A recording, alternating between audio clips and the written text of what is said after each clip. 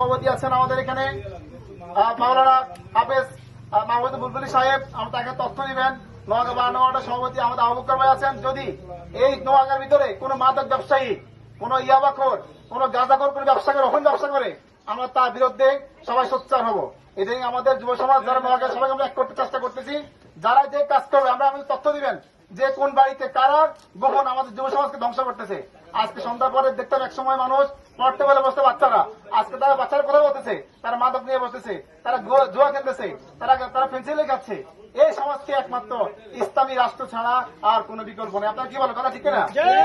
ইসলামী রাষ্ট্র হইতে হলে অবশ্যই আমাদেরকে সৎ পক্ষে ভোট দিতে হবে। আগামী যে ব্যালট নির্বাচন আসতেছে, আগামী নির্বাচন আমরা অবশ্যই বাংলাদেশ জামাত ইসলাম সহ যারা ইসলামী দল যারা ক্ষমতায় আসবে, যারা নির্বাচন করবে, আমরা প্রত্যেককে আমরা কি করবো, আমার নিজের যে ভোটটা দেওয়ার অধিকার রয়েছে, আমরা সেই ভোটটা দিয়ে আমরা তাকে জয়যুক্ত করবো। তাই আমরা অবশ্যই বাংলাদেশ জামাত ইসলামের সাথে থাকবেন এবং আমৃত্যু পর্যন্ত ইসলামকে সাপোর্ট করে যাবেন।